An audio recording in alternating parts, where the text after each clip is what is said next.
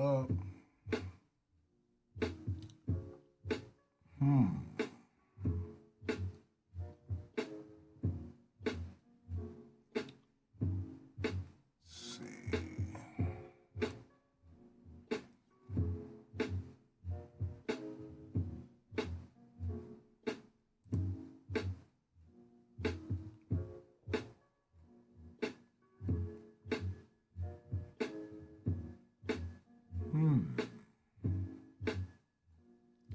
Don't believe it's live.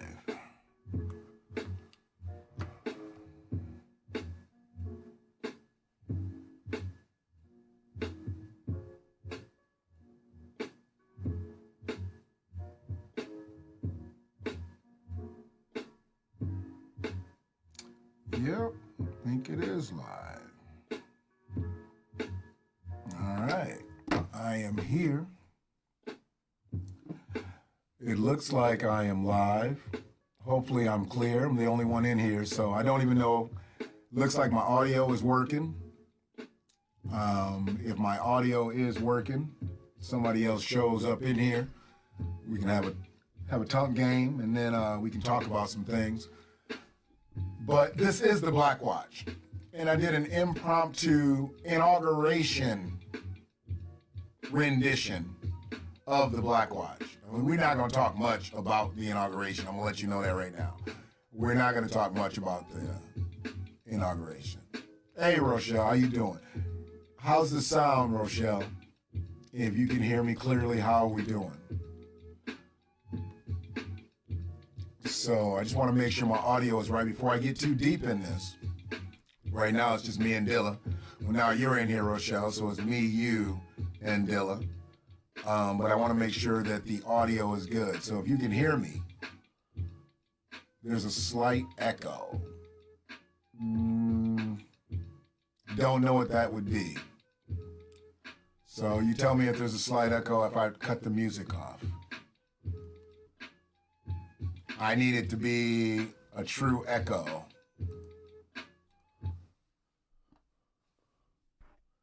So is there still an echo? Because if there's no echo, then I go on. If there's still an echo with just me talking, then I'm shutting it off. So is there an echo? Okay, so then there's no music behind me because we're obviously coming in on the same channel. So I did this impromptu BlackWatch because I did the same content yesterday that didn't take, and I'm mad about my shit. So the biggest thing for me right now is making sure that I do what I say I'm going to do. So when I say I'm going to put something out like that and I didn't put it up, it wasn't because I didn't want to. It was just because I screwed up the stream. But where I want to start, I really want to start because I know everybody is so happy that Donald Trump's gone, you know, and Donald Trump's attempt to make America great again, he obviously failed, or he would have been a president for another 4 years. Brother Brandon, how you doing? So, peace to you, and I appreciate you checking in with me in this impromptu BlackWatch, and we're going to get down with it. But yeah, I had a problem with the whole Make America Great Again from the first time I heard it. And the reason I had a problem, because I couldn't think of any other time that Donald Trump would say he needed to make America great again unless it was pre-slavery time. Because I don't think Donald Trump really liked post-slavery time. He didn't like people having a say. People that look like me, people that look like you, Brother Brandon, people that look like Euro. See, we have a situation where making America great again for them was going to make America fucked up again for us. And I've been checking out these Dr. King clips.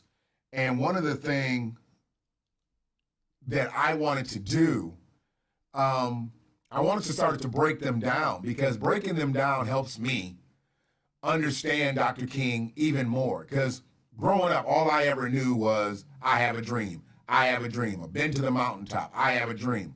I didn't know anything about reparations. I didn't know anything about, you know, all the stuff that Dr. King was really talking about near the end of his life. I didn't know that black people had turned on Dr. King. And now that I know all of this, I'm kind of pissed off that I had to live through life with that fallacy. And we're in a situation right now to where we can't allow ourselves to become emotional. This is a vital time. As I sit here and look at this screen, and they're at the Arlington National Cemetery, this is a vital time for Black Americans. This is a vital time for us to be circling our wagons. And we didn't do that going to the polls. We didn't circle our wagons going to the polls. We went to the polls to get a sticker. We didn't go to the polls with an agenda, and that's a problem. And that's why right now Joe Biden is directed towards the immigrants, and Joe Biden is directed towards the LGBTQIAP. He's not directed towards the people that put him into office, and that's Black Americans, and that's our fault. It's our fault because we went in with no agenda. The only thing that we wanted to do was get anybody but Trump in. Anybody but Trump. That was our agenda. That was the Black agenda. 85% of Black America voted for Joe Biden with absolutely no agenda. Now, that other 15%, I don't know if they really all voted for Donald Trump or if they just spread their votes out and people down balloted like I did. I don't know exactly what that 15% did. But they voted with a different conscience.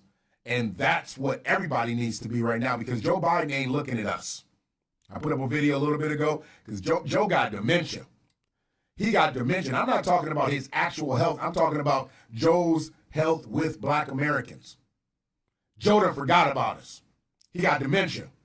He done forgot about us. And that's a problem.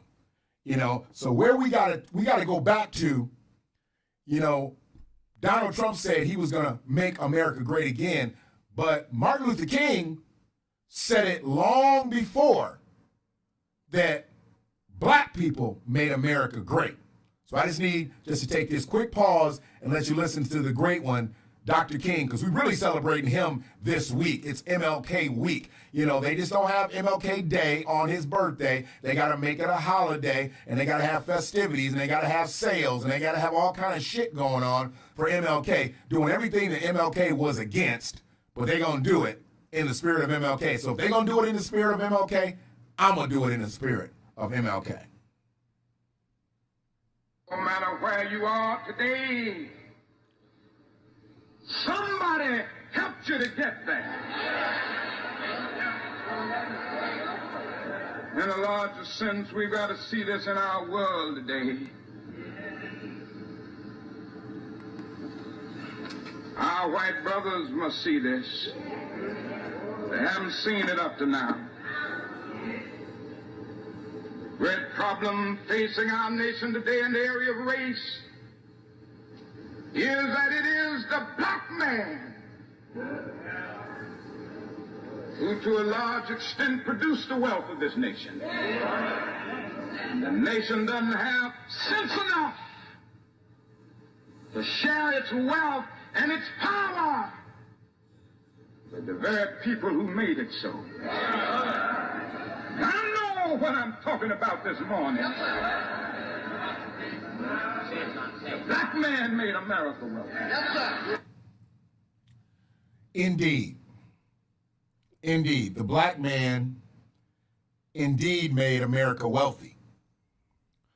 The black man was left penniless. He was left without education. He was left without housing. He was just left. And they called that freedom. And see, that was a problem because at that point, there was enough black people that if they had gotten together at that point and just started to siege town by town, they might have been able to do some things. But they didn't. They all tried to figure it out on their own.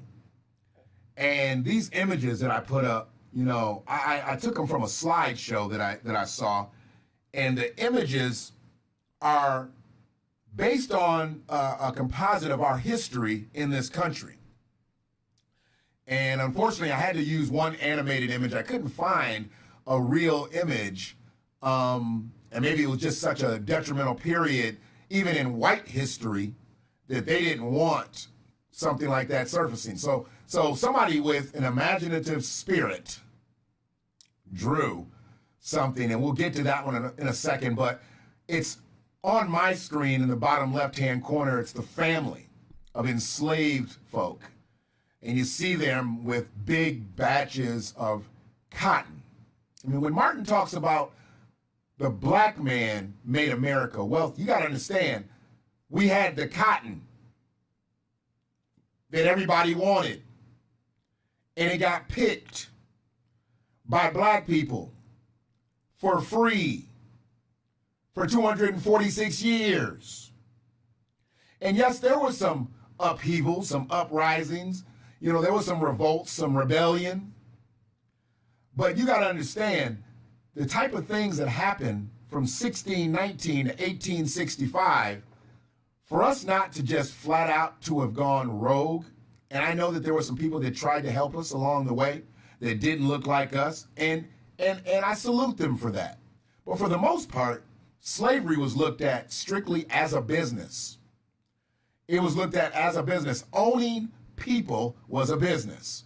So I always say to anybody that wants to look at me in the eye and say, but it was legal, I give them 2 motherfuck yous and send them on their way. I don't give a fuck if it was a business, okay? Sex trafficking is a business too right now, but it's not right. And what they're doing to sex traffickers are the same thing they should have did to enslavers, but it was a business. It was the way of life. They brought perfectly good human beings over here and marginalized them and minimized them all the way down to nothing. Well, we were more than nothing. We were actually the workforce, so we were something. We were worth more than their own homes. A black man with skills was worth more than a house. So if you had land, you didn't even have a house. You just had to have some land. And you could put that black man out there for free, you instantly were making money, hand over fist. Your business is already in the black. You have no labor cost. And whatever you're out there growing, he's going to harvest it for you for free. 246 years. And as I look at the 46th president go through his inauguration stage, he tired too. Joe tired as a motherfucker. When they was walking down that hallway, Joe looked like he was about to fall over and shit. I mean, what is wrong here? Why didn't they make him walk down that whole hallway? They should have got him like a hoverboard or something, or had a little conveyor belt in it. Joe can't do all this walking. He did that walking. He was holding himself. I mean, Jill's feet hurt. I don't know why she didn't wear some damn Air Maxes or something. She shouldn't have worn no Chucks. That Chuck shit is played out.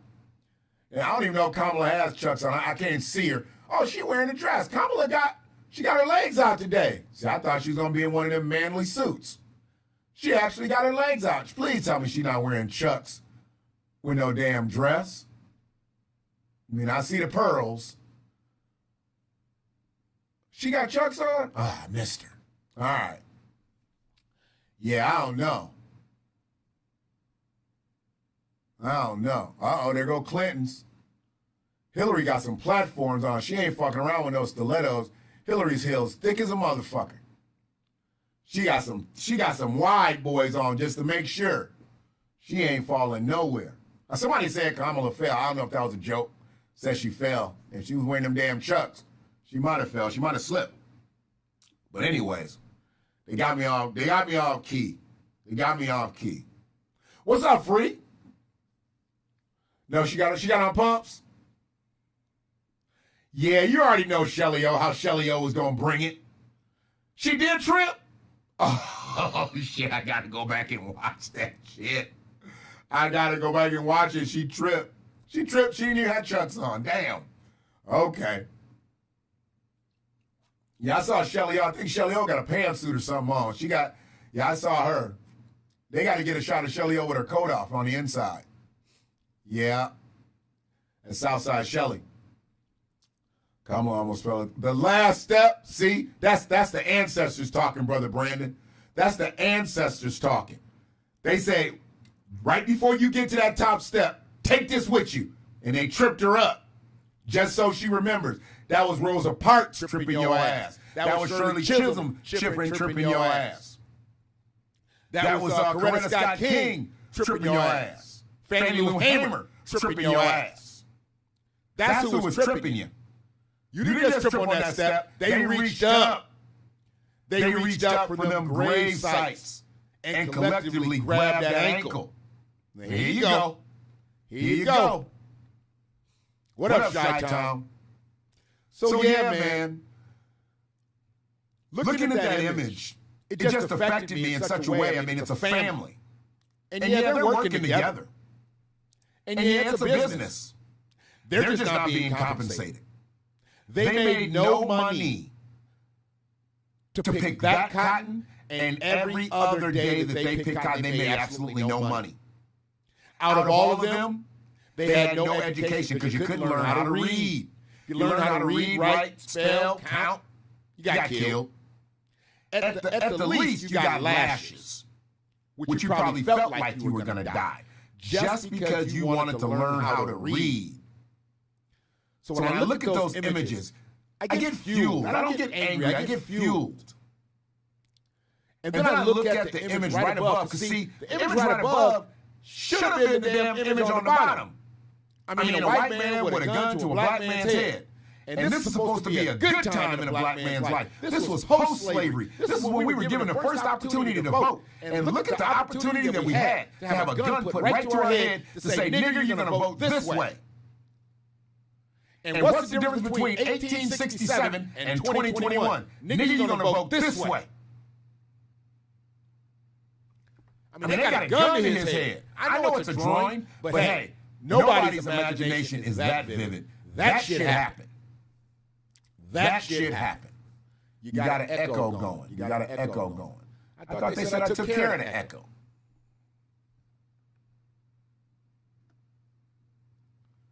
How's that? Is that better? Is that better on the echo? Says I'm echoing again. Says I'm echoing a bit again. All right, so let's try this. Same. All right. Y'all telling me I got this echo.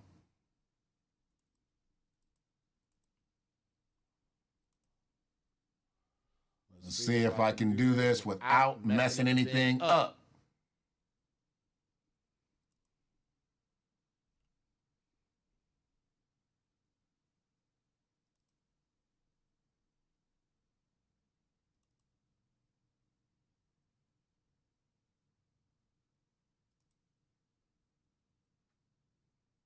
Can you hear me now?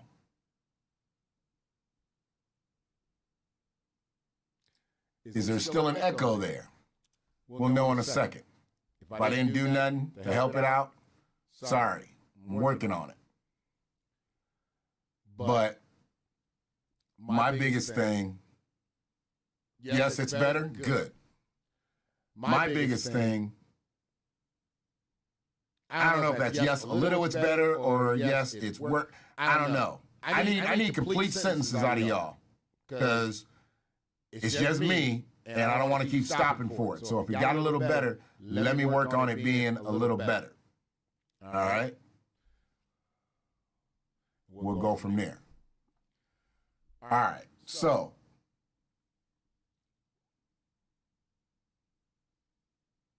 when you think about what we've gone through, going from slavery and then to Reconstruction. In the Reconstruction, they were giving us some rights. And we should have had the right to vote back in 1867. A lot of people make a big deal about 1965, but it's because they don't know about 1867. I mean, truthfully, I didn't know about 1867. I always thought we were just given the right to vote in the 60s. But we were given the right to vote right out of slavery. Right out of slavery. And when we were given the right to vote right out of slavery, excuse me, are we still there? Are we still there? Are we still echoing? And we used to be Republicans. Absolutely. We used to be the GOP. We used to be the GOP. Black people. We went from slavery to Reconstruction, and then they said, you know, this ain't working. Even the little rights that they gave us, 1866, 1867, it wasn't working. They said, we got to do something else. So basically, we ended up back on the plantations without massa being massa. Now it was just our partner. So we thought. So we thought. We thought massa was our partner because we was sharecropping. We was just cropping. They was doing all the sharing. They was giving us bad seeds to plant with. We wanted to build. They give us wood with termites in it. And they was still brutalizing us. They was still raping our women, raping our daughters, raping our sons, raping the men. It was animals back there. And that's when you look at that top image on my left. Maybe it's your right, but I think it's your left. That top image looks just like the bottom image. You just insert several white men. We still got the bags of cotton. We still on the ground. We still in a subservient mode. Shit hadn't really gotten better. Shit hadn't really gotten sweeter. The days was just going different. They didn't own us. Okay. But don't that look like we still own? We got balls of cotton in our hands. We're on the ground. They're up over us with guns and menacing looks. Who took this fucking picture? I always want to go one step further with it. Who took this fucking picture? I mean, this picture, they posed for this shit. It wasn't like this was an action shot. They said, pick up them cotton balls, and they was holding them cotton balls, and then these motherfuckers got their guns. This was some intimidation shit. Who took the picture? That's what I want to know. I always want to know, who took these photos?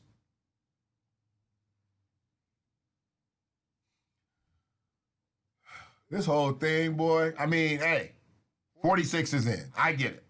45 gone, 46 in. I don't know what all this celebratory spirit is for, though. What did black folks win? What did black folks win? Sister Shanna, how you doing? I don't understood. I don't understand. Boy, they got me fucked up already. I don't understand what we celebrating other than the fact that it's just another day. I know people saying it's a new day. How do we know it's a new day? How do we know that the same type of days aren't about to be among us again? That's right. We want more bullshit. We want more bullshit. And we want more bullshit because we played bullshit. We played bullshit in the lottery, straight and boxed, and hit. We need to be playing that Mega Millions. It's about 900 and something million now. What's bullshit play for the 6 digit? We need to be playing that. Because Joe ain't talking about reparations right now. At best, he gonna talk HR 40, which is some bullshit. We don't even want to hear that. And like I said, I'm not sure if it's gonna be the point to hit him now, or you gonna wait till he bows out and we hit Kamala. I think we've got a better shot of hitting Joe's soft ass. Joe milquetoast right now. We need to hit Joe's ass right now. Hit him. Some of the things I guess he said earlier didn't sound right. So I got to go back and listen to what he said earlier. He's talking right now. I'm obviously not going to listen to it. But, you know, all that bridging that he thinks he's about to do with America, he's fucked up out here. If he thinks he's about to run 11 million through, I mean, like, they treating immigrants like this is motherfucking Kroger's. We gonna run them through to citizenship, and then just forget about 40 million black Americans, 34 of them who voted for you? Nah, bruh. See, he trying to create some shit that he really don't want to do. Now, all these years, it's supposedly been white people who didn't like black people. He trying to make black people and Hispanic people, or let's just say black people and immigrants. I understand that all immigrants aren't Latinos, Hispanics, whatever you want to call them. I realize they come from other countries, but the big spin on immigration is the people who basically can walk here. The ones who can come in underground, the ones who can swim here, the ones who just drive here and never fucking leave. That's the major part of immigration. A motherfucker that flies over here and doesn't go back home, yeah, they're not dime a dozen. People that can actually get here without a motor vehicle, that's who they talking about getting Americanized. 11 million fast track, expeditiously. They want to make them citizens. Now, if you're doing that, you got to have a plan to where the fuck they gonna go. 11 million, they're already here, but I'm talking about jobs. You got healthcare facilities that can't facilitate for the people that we got in the country right now. Right now. And when you think about it, 11 million undocumented motherfuckers, how many of them got COVID? We know who documented. Because you know if they're catching COVID and shit in areas and motherfuckers are undocumented, on the run, refugees, whatever, they're probably not going to the clinic, man. They're not taking a chance to get up in there and get their name called out and be like, oh, we don't have no information for you, and then have INS roll up in that bitch. So how many people are you putting at risk? How many? But you got all your plants that's going to pay people under the table. They'll pay them an underwage. You got all your businesses that'll pick folks up on pickup trucks and shit like that every day and pay them under the table, pay them a lower wage. See, they part of the problem too. All of the motherfuckers probably getting PPP money too.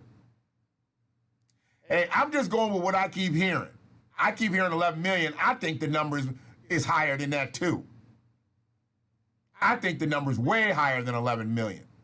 Joe already said, you better get used to working with him. I don't know if y'all heard that shit, but Joe said, you better get used to working with them, because there's gonna be more of them than you in a minute.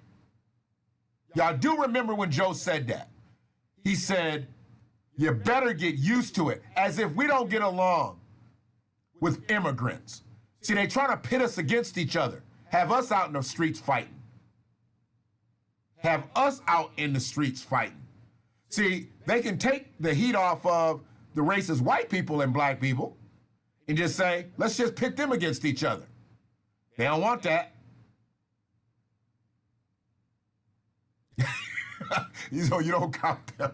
It's throughout there. That's true. That's true. Yeah. I don't know why they got to stop here. Go on up to Canada. Canada is much more liberal for immigrants. I don't know why they want to stop here. But then again, I do know why they want to stop here. Everybody wants to stop here. This is the land of milk and honey for every faction of people except black folks. Because black folks wanted jobs back in the day. And we were skilled. I mean, at one time, we were the only skilled tradesmen in America. Black Americans were the only skilled tradespeople in America. Nobody else had a skill because they didn't have to do shit. We did it all for free. There was no skilled tradespeople anywhere other than black Americans. I wish we wasn't buying it or renting it or leasing it, putting something on it. And when we wanted to just be gainfully employed, this is before we really took off and start buying shit and owning shit and building up small towns. We just wanted to work. We could be skilled, more skilled than our white counterpart. And we go to a job site and they say, help wanted, and we get all fucking excited. Because if they say help wanted, that means I can go in there because I can do the job, I know the job, I got the skill. But then they say whites only. Whites only? And I'm not saying nothing to anybody in here that ain't heard before. It's just that I'm talking about king-like behavior. See, every time that something detrimental has happened to us in this country, we have displayed king-like behavior. Because anything less than king-like behavior, we could have got to beheading motherfuckers, the way we've been treated. You go from the slavery picture, you go from the voter day picture. That's election day. Election day, with a gun to his head. Then shit got sweet for us, and they allowed us to sharecrop. When we went right back to the first image, where we picking cotton again. This time, yeah, they don't own us. But kind of by the image you can see, they own us still. But when we wanted to go to work, when they said we could work, they put that one stipulation in there that kind of disqualified us from the position. White only. How you gonna say that? If you need help, your leaking ass business needs people to come aboard.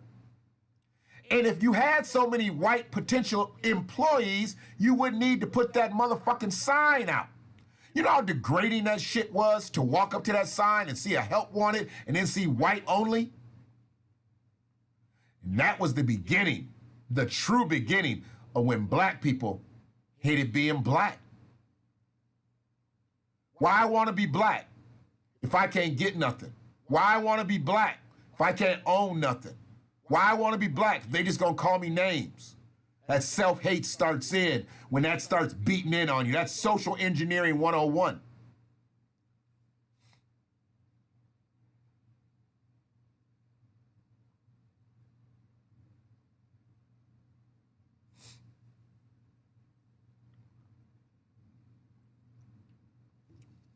So Canada's hard. Canada's hard on immigrants. I didn't know that. I didn't know that. I thought it was easy to go on over there. She was a seamstress and nobody would hire her. So she could sew clothes better than anybody, but they didn't hire her because of the color of her skin. See, that's just some fucked up shit. You need this dress done by Saturday, but you're not gonna let me do it because I'm black. Who's the nigga? I mean, who's the nigga there? That's some nigga shit. I need you to get all these dresses done. Oh, you black? Oh, no. You can't sew them dresses. You can't put your black hands on these dresses. Are you fucking kidding me?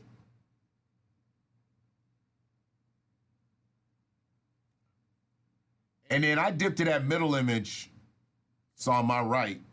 I'm looking at it on my right. That don't look like a man who broke color barriers at a university. That don't look like a man who was walking from Tennessee to Mississippi. That don't look like a man who had courage beyond his years. But it does look like a man of 2020, 2021 now, because they done killed a couple of us already this year. He had just got shot and left for dead. But he was one of the first black men to ever go to the University of Mississippi. That man laying in the street. Laying in the street is a man who was one of the first black men, if not the first, to go to the University of Mississippi. And he was on a protest march there, and they shot him, left him for dead. Once again, I must ask, who the fuck took this picture? Who took this picture? Thank God that brother survived, and once he survived, he finished his education. He didn't finish that march that day, but he finished his education. Yes, he did. But look what we had to go through. All he was doing was protesting in a march and got shot.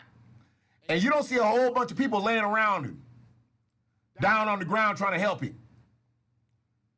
You don't see that the protesters stopped and everybody circled him, picking him up. He's laying there by himself and somebody took a picture of him.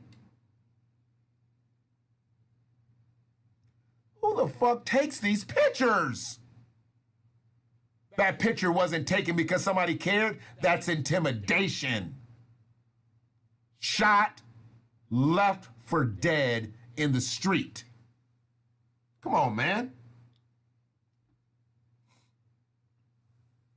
Joe said it, man.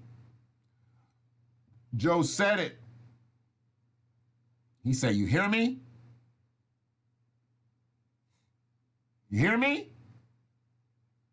By 2040, this country is going to be minority white European. You hear me? Minority white European. And you guys are going to have to start working more with Hispanics, who will make up a larger portion of the population than y'all do.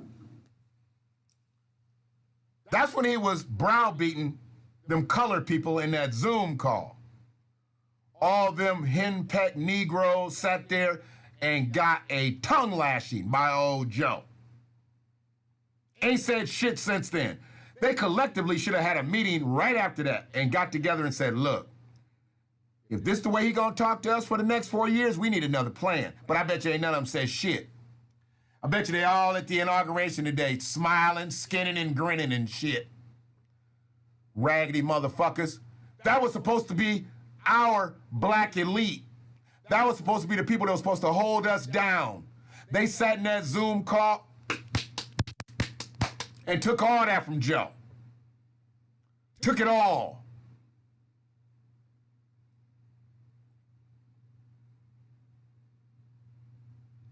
Absolutely. See, it's a scare tactic because I got it off of a slideshow. It wasn't just black people looking at this slideshow. All kinds of people are looking at this slideshow. I try to tell people, you may hear the word every now and then, but go outside of the United States and see if you hear somebody call a black person a nigger. Flat out. They don't look at us like that until they get over here. When they get over here, that's when we become a nigger to foreign people. Immigrants don't be thinking about that shit when they get over here. But once they get a little taste of white supremacy and see that, hey, I can say this shit and ain't nobody gonna do nothing to me, oh boy, they'll let it sling. They'll let it fly. They'll let it fly. I'm just trying to tell folks what I know, what I see. And I don't see it really being no better.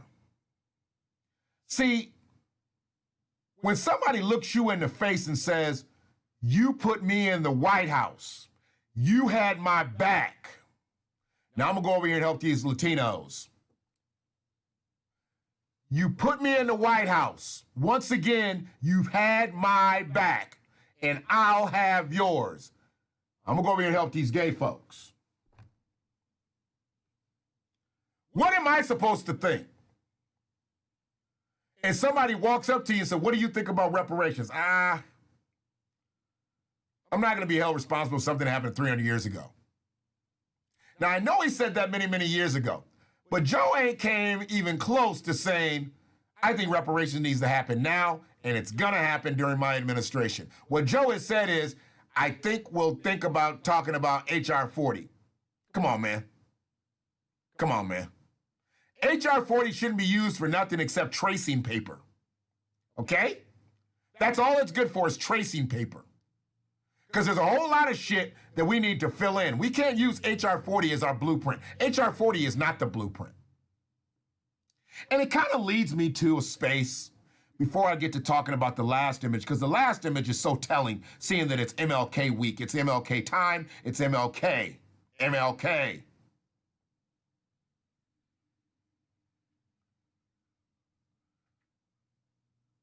The reparations movement really took flight over the last few years with a lot of people getting together and speaking on it and speaking on the needs of Black Americans and speaking on the data to the statistics of Black American life. And personally, I thought there was going to be more. Although I've enjoyed the political commentary of one Yvette Carnell, of one Antonio Moore, and I cherish the data that they've been able to bring forth and even lead me to go look at things even deeper. I have a problem with the way things have been handled because they built something. They did build something with hashtag ADOS. I don't think they specifically built the reparations movement, but I think they built something with hashtag ADOS, and they had a groundswell. They had politicians talking about it in every debate. They have tens of thousands to maybe even hundreds of thousands to millions Black Americans talking about reparations. It's worked its way, you know, through the entertainment industry. It's worked its way through other industries, sports and whatnot.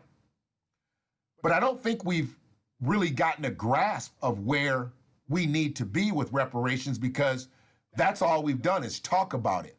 And we haven't put any of that data, any of that work forth.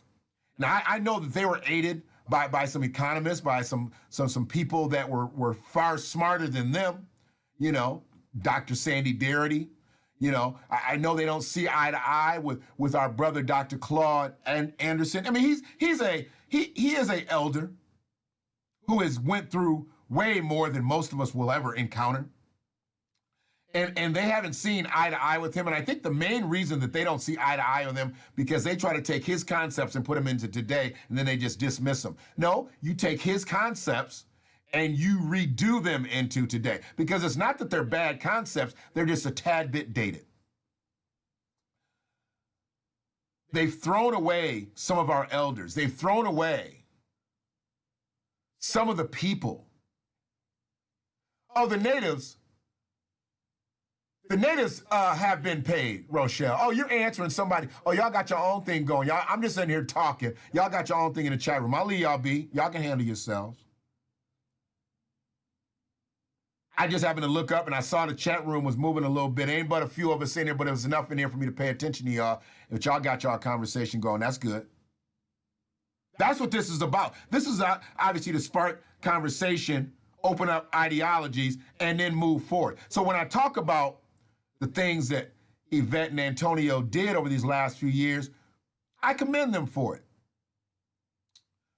And that's kind of where I start and stop with that.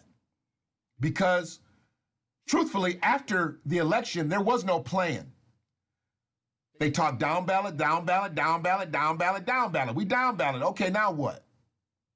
See, I wanted more after I gave up my down ballot vote.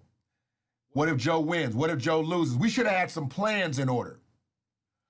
But it always seemed like it was more about just protecting the legacy of hashtag ADOS versus pushing the legacy of ADOS. I had an issue with that. I didn't say much because who am I to say anything? I just, you know, I know I listen less. I've listened to Yvette and Antonio a lot less since the election than I did before the election. I'm always going to stick up for the right thing. You know, and when Tariq Nasheed attacked them, you know, I snapped back. I've snapped back a couple times. I'm going to defend what's right. I don't think what he did was right. If there was some personal shit between them, that's one thing. But it wasn't. He made it more personal and just kept it going. And, you know, he's about fodder. I get it. I totally get it. But they made Tariq their content, where I thought ADOS was supposed to be their content. Not hashtag ADOS, ADOS. I thought ADOS was supposed to be what we were talking about. Reparations was what we were supposed to be talking about. And we got into talking about beefing with Tariq. I'm gleaning from Brother Pharaoh. I'm gleaning from Brother Pharaoh. You gotta, Sister Shannon, you gotta know. Sending me that link, I found my crazy ass uncle. Because he ain't really crazy. But I'm reaching out to that king. I'm reaching out to that king today. And now he done took them videos down. I don't know if you done clicked on him today. He done took that video down. Took both them videos down. That's okay, though, because I caught both of them, all 6 hours of it. I ain't had no music on in 2 days. 3 days, it'd be 3 days. Because I was listening to Brother Pharaoh. And it got to be just so much not about reparations that I started to wonder, like, where are we going with this? Ethics Radio, I appreciate your support, always. Flat Out dropped a hammer. He dropped 2 hammers. He dropped 2 hammers. And I didn't get into this to hear people go back and beef with one another. I didn't get into this for fodder. I can find fodder anywhere on the internet. Hell, I can produce that type of content if that's what I want to do, but that's not what I want to do. I want to make a difference out in this motherfucker. I want to be a part of it. No, I'm not running for no goddamn office. But I know enough to know that we can't do this just by talking. By just getting on the microphone, we can't do this. We got to do more. They didn't do more. And with more videos talking about entertainers and athletes and politicians, not about reparations, it got me less interested. So in turn, Sister Shanna being, I believe, the individual, not only who brought Brother Pharaoh to me, but I believe you brought BTP to me. And I've been listening to them for the last couple months. So I'm an alpha male. I mean, I have no problem with saying I'm an alpha male. I know I'm an alpha male. I get in too much goddamn trouble. I know I'm an alpha male. So I fucks with alpha males. And I know when I'm fucking with alpha males and I'm comfortable. And then I know when I'm fucking with a beta male. I don't get uncomfortable, but I can make a beta male uncomfortable. He didn't get rid of him, he just privatized him. Hit him up, he might send you the link. He privatized them, though. But yeah, I'll make a beta male uncomfortable as a motherfucker. Because I'm not gonna talk that hoe shit. I'm not gonna be on no hoe shit. Because I ain't no hoe. See, they want people to be marginal out here. They want people to be timid. They want people to be weak. And when I say people, I'm talking about black men. And the last thing that a black man can be out here in these times is feeble and timid, AKA milquetoast. But we got a lot of that out here. And I felt, frankly, like Antonio, he showed that milquetoast side. That brother's got a degree. That brother's got a law degree. That brother's got years in the streets of the legal system. I get it. But I don't give a fuck because I don't care about his legal career. I care about him talking about reparations because that's how I got put on to him. I don't care about all the other shit that he talks about. If he wants to talk about it, that's cool. I get it. But you roped me in, bruh, talking about reparations. You roped me in, bruh, talking about transformative politics. You didn't rope me in talking about rap snacks. You didn't rope me in talking about whether LeBron James should take a knee or not. I don't give a fuck about that. I started watching Yvette when she was with Iron Man because I started watching Iron Man from another person talk to me about Iron Man. And then Yvette came across. And I started watching her clips. And they was talking all that, it was talking all that good shit. Talking that shit I really needed to hear at the time of my life that I needed to hear it in. But then they got to talking about all the other shit that we didn't need to hear. That wasn't gonna do us no good. And I'm like, what the fuck are we doing here? Because as it got closer to the election, it was just about down ballot, down ballot, down ballot, down ballot. And I got all kind of shit that I could talk about Because I reached out to them. I reached out to them months ago. I reached out to them when I first made the ADOS shirts before they made ADOS shirts. I made ADOS shirts before the first ADOS conference and reached out to them, and they never reached back. Offered to bring shirts to the conference because they didn't have shit. At first, they didn't have nothing. So me being me, I offered it up to them. I wasn't trying to make money off the movement. I was trying to put money into the movement. You're welcome. She has a wealth of knowledge. She a little messy, but she got a wealth of knowledge. She's smart as fuck. She a little messy, but she got a wealth of knowledge. I don't mind bringing people to what I believe is right. And I think as far as the data goes, I think as far as the ideology goes, I think as far as all the studying that they've done based on restorative justice, I think they on point like a motherfucker. I think they on point like a motherfucker.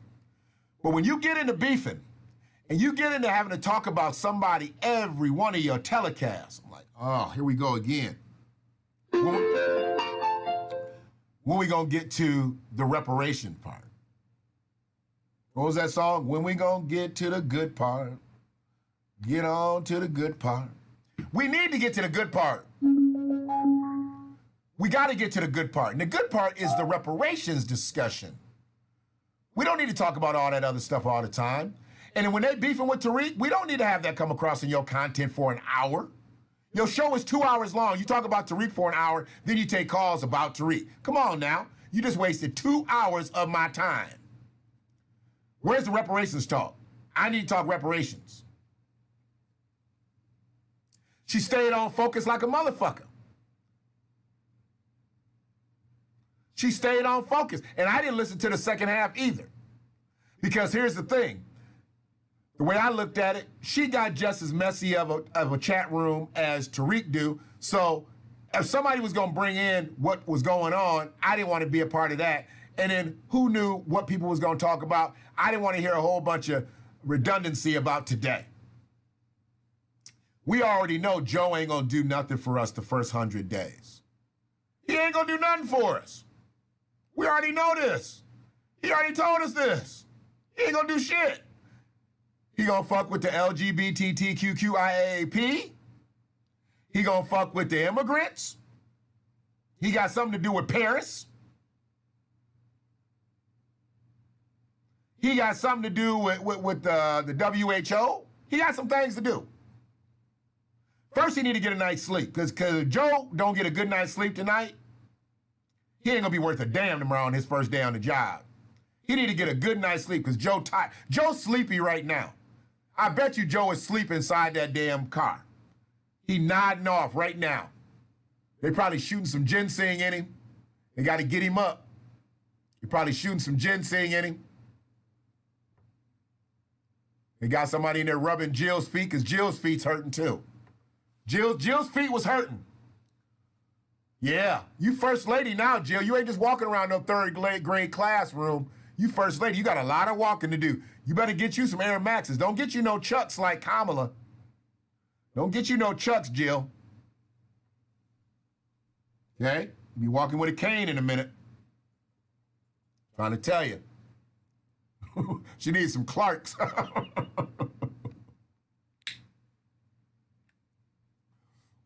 She needs some Rockports. Shit, that's what she needs, some motherfucking Rockports.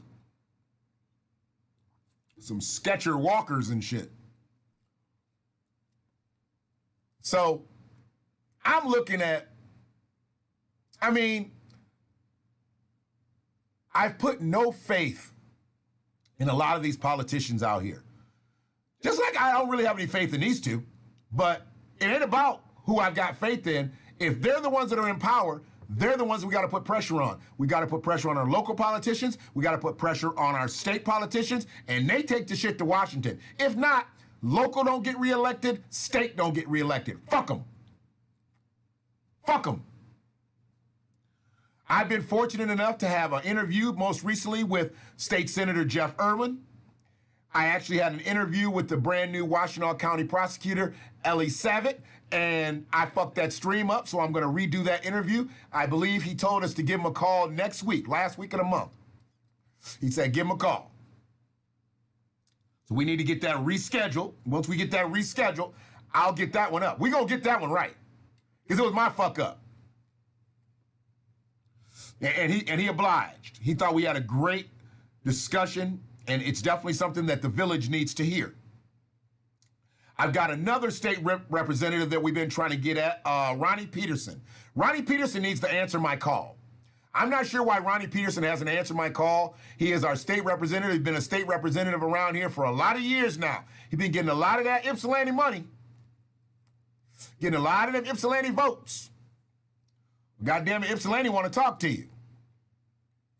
And right now, I'm representing Ypsilanti because I'm representing Washtenaw County. I represent Ann Arbor, Ypsilanti. I represent any city that needs me to speak up for them. Hell, I got some people in Whitmore Lake. I got some people in Chelsea that I fucking represent.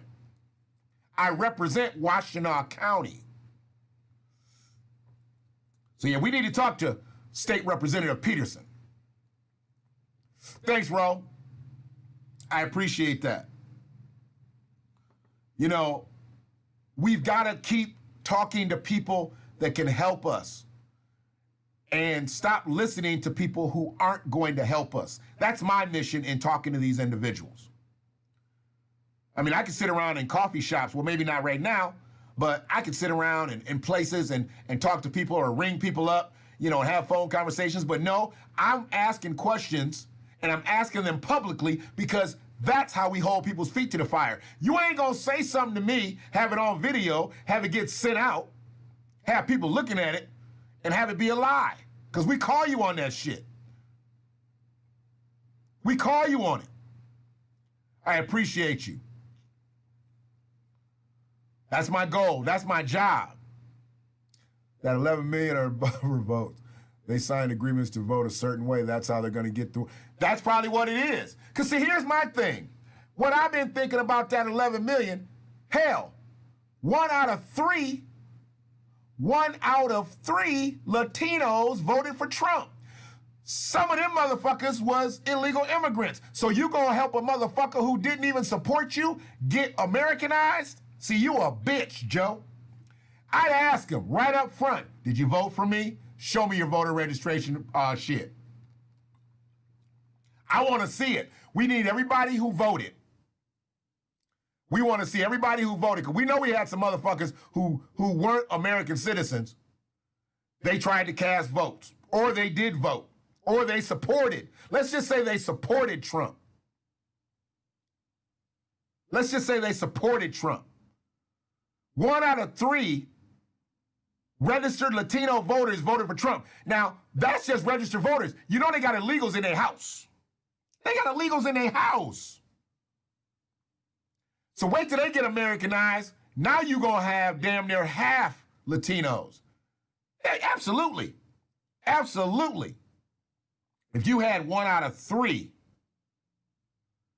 voting for Trump, that's people that are registered voters. What about them ones that they tried to get to vote? Remember Joe and Jill was down there in Florida, and they was in the area, they said that area was densely populated with the most unregistered Latino voters. What the fuck were they doing down there? What were they doing down there talking to people who couldn't even help them in the campaign? Why would you be talking to people who can't even vote for you? That was some dumb shit. That was dumb. What about all them Asians that was lined up in West Palm Beach down there by Mar-a-Lago? Miles and miles of Asians. Trump, Trump, Trump, Trump, Trump, Trump, Trump, Trump. Them motherfuckers voted high numbers for Trump. I bet you all them weren't legal. Bet you all them weren't legal.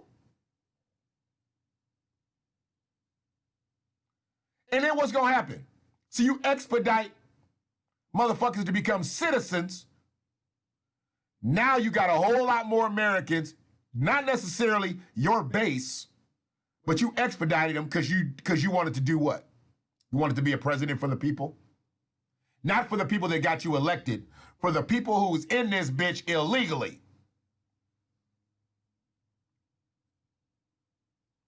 only 2 to 4 members of an Hispanic family are usually, wow.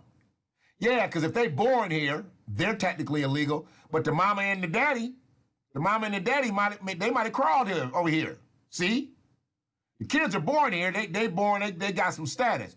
But man, see, I never thought about that.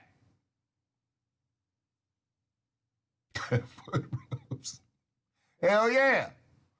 Them rides is different than rides was with Michelle and Barry O. This is a different ride. Michelle and Barry O, they might have been getting busy in the limo. You know, they might have been getting busy. Or now maybe the kids was in there with them. They might have not been getting busy. Donald and Melania, they weren't even sitting next to each other in their limo. They weren't even sitting next to each other. But Joe and Jill's limo, their limo is kind of like an ambulance and shit. They got oxygen in there. They probably got some foot baths in there. They got all kind of meds and shit. Joe probably got an IV right now. They probably got an IV in his arm. Probably, they're trying to get Joe spiked up. They're probably trying to get Joe spiked up. Like, Joe, man, you got a couple more hours to go, man, you know. Joe's like, throw in the damn towel. Throw in the towel. They walked? Wait a minute. Are you serious? The Obamas walked and shit? For real? That was pretty cool. They always try to do shit different. They always try to be normal with it and shit. They didn't take the limo ride? Nah, Joe was like, we ain't walking no motherfucking where. We ain't walking nowhere. Secret Service might have to carry Joe today. Look at her just waving. She waving. They can't see you. Joe can't see nobody. He got an oxygen mask on right now. It's crazy shit.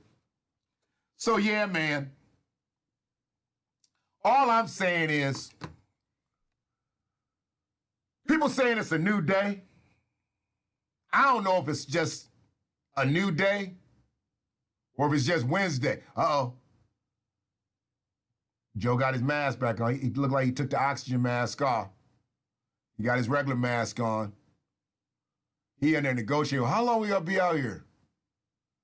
How long we gotta be out here? Look at Jill. Jill's asleep. You can see her in the back of the limo. She's asleep.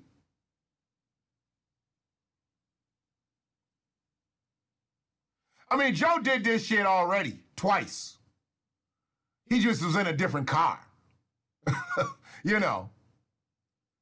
And he did it, you know, he did the shit he did it 8 years ago? So Joe was at 70. Joe at 70, totally different Joe.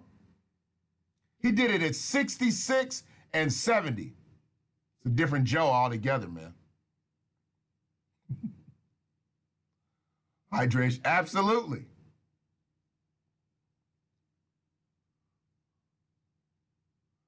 But we've got to put pressure on the people that matter the most to us, and that's local politicians. That's state politicians. You know? Because Joe, it won't matter if by the time it gets to Joe, if the message is watered down. The message can't be watered down. That's why we got to find the politicians that are going to lobby for us. Not people of color, not minority.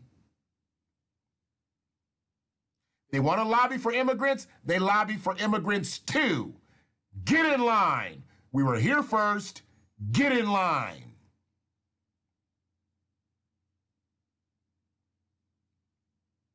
Joe came in about 73. He's been waiting to be president for 47 years. Damn near 48 years. Jill might get out, she might get out barefoot. She might have her footies on and be like, fuck this. Because that's all clean. You know they done swept that area and everything. She might just get out with her footies on. Jill's feet hurt. Jill's feet hurt, I'm trying to tell you. She's not used to wearing them dress shoes like that for long periods of time. Jill can probably sit in the Indian stance all day, but she can't walk like that. Third grade teacher, she probably can sit in the Indian stance and pop up with no hands. But she can't put them motherfucking shoes on like that and just walk around, all that concrete. There you go. There you go. She got them isotoners on. Make them feet feel good. And see, they in the car. Who in the, oh, that's just the Secret Service. I was like, who in the Suburbans? Why they got Al Roker out there like with a painter's mask on? How come he ain't got like a custom made, you know, good for audio? They got him out there with like a painter's mask.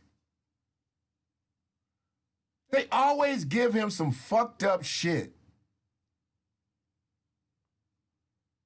Got him out there with the painter's mask on.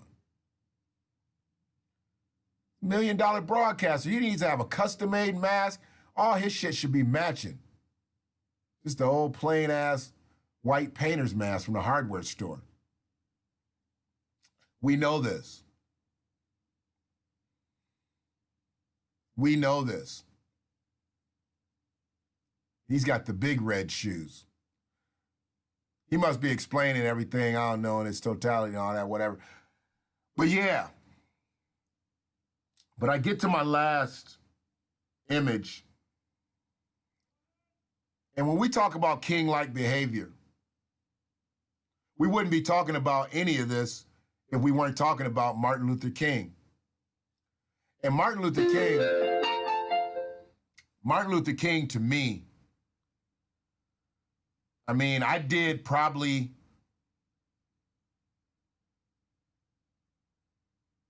like 5 book reports and essays and shit on Martin Luther King. Why? Because I knew so much about him. Or so I thought. I knew enough about him for AAPS. They didn't ask the hard questions. And I virtually used 2 books to do all that shit from like elementary school all the way up to high school. But I never talked about redress. I never talked about restorative justice. I never talked about reparations and Martin Luther King. It never came up. The most I knew, we'd been to the mountaintop and I have a dream. That's what you talked about in my household.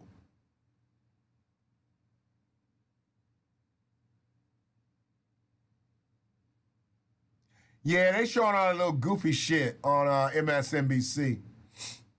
It's goofy shit. So, I look at that image when I was going through that slideshow and I kept going back and going back. Because I kept seeing different things. When I first saw it, I was like, okay, it's just another image of Martin Luther King in the back of a limo. But then when you look at it, I believe that is Andrew Young that he's speaking to through the car window. Andrew Young, the Andrew Young. I mean, he turned into a, you know, bootleg, soft shoe shuffling ass nigga. But back then, he was with Martin, so it was good. But he's talking to Andrew Young through the back of a police car window, and look at his suit. He clean. Martin was always clean, unless he was on the trail. When he was on the trail, you know, he had his denim on, he had his, you know, dress pants, little short shirt on or whatever, but he was clean. Because he had just came from testifying in a hearing, and they were taking him back to jail. Clean, like that. Doing some consulting with Andrew. Andrew's probably telling him, hey, okay, we'll take care of Coretta, da-da-dee-da-da-da, bam, bam, bam. But like the 3rd time that I watched this fucking slide, I noticed that the dog is in the car. They put a dog in the car. Like Rex, the German Shepherd, is right there next to Martin. Martin's not cuffed. You can see that he's not handcuffed. I don't know if they had his feet shackled or not. It's not like Martin was gonna run. It wasn't like he was a risk. Where the fuck was Martin Luther King gonna run to back in the day?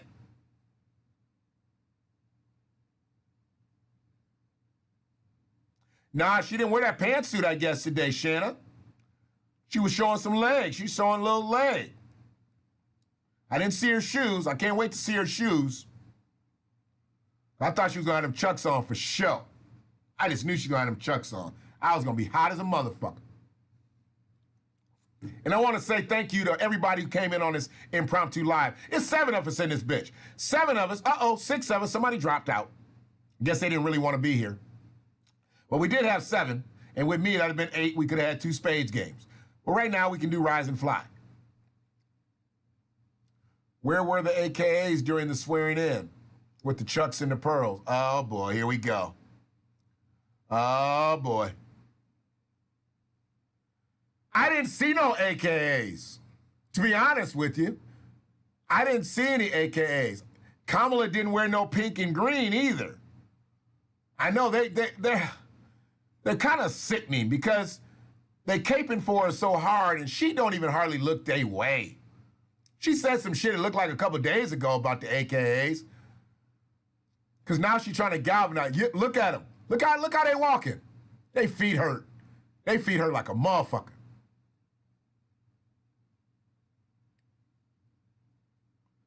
Joe, you better save your energy. Don't be doing all that waving.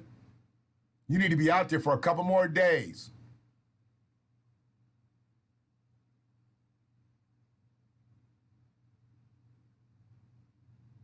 You got the family out there. I guess that's the first family. We're the one that's hooked on cocaine and everything. Is that him to the far right? The criminal. You got the one that's hooked on dope and eat it, you know.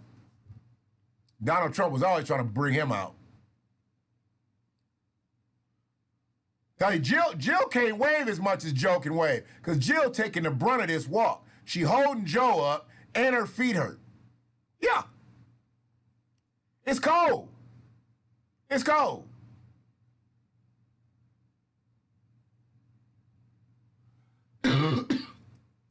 Yeah. Who that to the left over here doing the thumbs up? Oh, here we go. Here we go. See? See? He doing too much. He tried it over. He tried it over, but he walking back.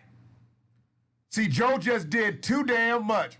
Ran over to Al Roker's ass, and he didn't run back. He tried it over, and his kneecaps was like, what the fuck you think you doing? Yeah, okay. See if they don't have 2 ice packs on Joe's knees. Okay. He ran over and fist bumped Al Roker. God damn. Here we go. The symbolism shit, boy, is already running deep. It's running deep in this bitch. Look at this. Look at this. Well, I'm going to try to run back. Oh, no, I ain't running back. Oh, no. I thought I'd run back. Yeah, that's what I thought. They had to slow that line up so he could catch back up. You ain't doing a round trip no more, Joe. Sorry.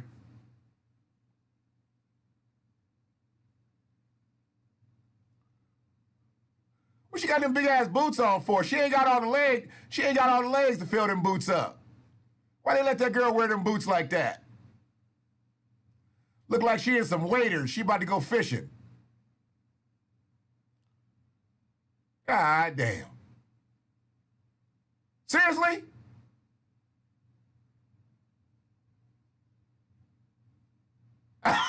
What happened there? Oh, shit. Joe got over there. Joe got over there, and the dude must have asked him a question that Joe didn't like, and Joe just turned his back on him. I got to see that again. Is that Keisha Lance Bottoms? Oh, no. Okay. You know they slowing that line up. They slowing that line up because Joe's ass, they try to make it look like he trotting. Nah. They slow the line up and then start walking again when Joe starts running back over. He ain't slick.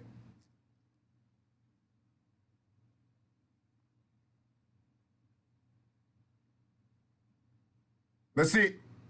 Let's see who he talking to now. She reached out to shake his hand. He ain't supposed to be touching y'all. He ain't supposed to be. Why are people reaching out like he's supposed to be touching them? This ain't nothing but a super spreader. The inauguration is a super spreader. Super spreader.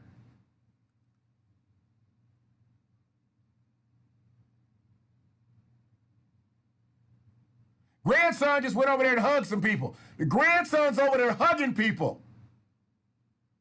The grandson left the family, and he's over there hugging people. This is a super spreader, officially. They're probably going to take this motherfucking video down. Shit. It ain't but 6 of us in this bitch. Her feet hurt. I'm trying to tell you. Her feet hurt. Them waiters done got to her. She'll think twice about wearing them motherfuckers again. You better wait till you get some more leg to put in there. That little boy ran over there to hug 2-3 people on the side. Okay. So yeah, when you think about where we've come from, to the slave pick, all the way to Martin in the back of a police car with a German shepherd by his side, having to consult with, I believe it's Andrew Young on the outside. This is how he had to deal with things. But they want to do all this reverence for him now. He's so great now. He was so great, why the fuck was he in the back of a police car with a dog? With a dog.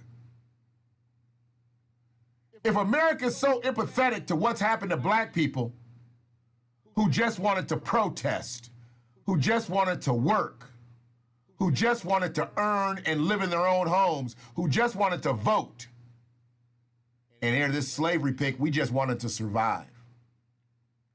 If America's been so fucking good to us, so good, why we still got people who can't sit in their own homes without being shot? Why we got people who can't go to a store without a police officer kneeling on their neck? Why we got women that can't be stopped by a cop and go home? They go to the jail, but they don't go home. We don't even know why there was even an arrest, because they never went home. I started with who made America great. Martin said it. The black man made America wealthy. But what else the black man has done is he has proven that he is a miracle. He is a miracle to have lasted this long on this soil. Boy, they so happy. They so happy they got to a carpeted surface. That concrete was, he's like, we did it. We did it, sweetie. After 4 tries, we did it. We're here. We're here, sweetie. This is us. He talking too. You can see his mask move. His mask is sucking in and out. He gasping for air. He doesn't even really remember that's his inauguration. He's losing oxygen. Jill's got that same expression on her face because she is in pain right now. She's in pain. Yeah. Her feet hurt right now. They hurt. They're home. She's so ready to take her motherfucking shoes off. Hurt.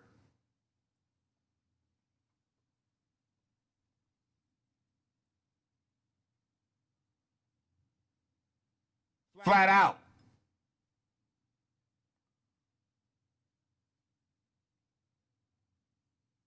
Freddie Gray, Eric Harris, Terrence Crutcher, Philando Steele, Castile, I'm sorry, Michael Brown, Atiana Jefferson, Armand Arbery, David McAtee, Breonna Taylor. Domestic terrorists killed these people. Domestic terrorists with badges. Walter Scott.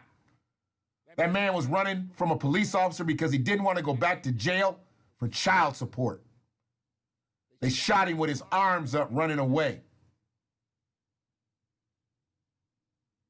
We're miracles here. We're absolutely miracles to be here. There's no way that we survived what we survived without being a miracle. And that's how I'm really going to end this video, is with Dr. King talking about how we are miracles. It's down to 5 of us in here, so it's really 6. So we got enough for a couple taunt games or maybe a spades, rise and fly. Either way, we're going to take it out with Dr. King, because that's how I have to end king-like behavior, because with all the shit that has happened to us. And peace to my sister, Cynthia McDonald. Appreciate you checking in. We always going to try to bring shit out the right way with the BlackWatch. I'm opinionated, so I guess that's just the way the content's going to go. But I don't lean just black. I can't lean white, because I ain't never been white. I can empathize, I can understand, but I can't see it from their perspective because I ain't never been that. But I'm looking for the right. And of all of it, I'm always looking for the right. Peace to everybody who's really solid in this reparations movement, not just out for self. Everybody that's in it for the collective. Because I know everybody right now ain't in it for the collective. I've seen it. My BTP brothers, I appreciate you. Respect.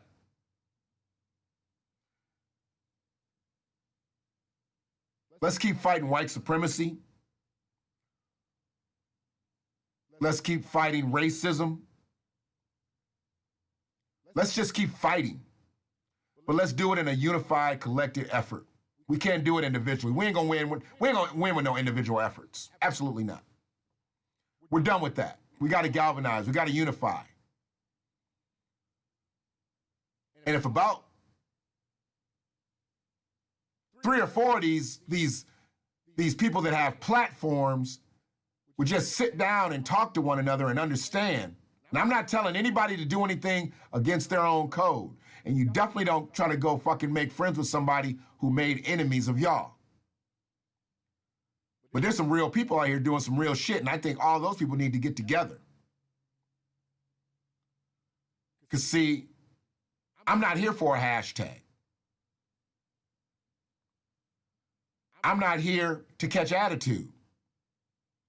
I'm not here for people to be snarky and to be minimizing. I'm here for reparations. And I'll do my part in playing whatever I gotta do to help us get there. But if it's on some fuck shit, leave me out, because I don't need to be there. I don't need to be there. What I like is progress. What I hate is bullshit. But as black people, we the Negro miracles. Don't take it from me. Take it from Dr. King. As I watched Jill and Joe walk in here with their feet hurting, and their family and their grandson who just started a super spreader within the family, going over there hugging all them damn people. All right, boy. There has never been a single solid, determined commitment on the part of the vast majority of white Americans on the question of genuine equality for the black man. In 1863, the Negro was freed from the bondage of physical slavery through the Emancipation Proclamation. But he wasn't given any land to make that freedom meaningful. You know, it was something like having a man unjustly imprisoned for 30 or 40 years, and suddenly you discover that he's innocent, that he's been unjustly jailed for 30 or 40 years, and then you simply go up to the man and say, now you're free. But you don't give him any bus fare to get to town. You don't give him any money to buy any clothes to put on his back. You don't give him any money to get on his feet so that he can rise up once more as a man. But this is what happened to the black man in America. must remember this, that at the very same time when America refused to give the black man anything, just said you're free, he was left penniless, illiterate, standing out in a situation not knowing what to do and where to go. But we must not forget that at the same time the Negro was being treated like this, America was giving away millions of acres of land in the West and the Midwest.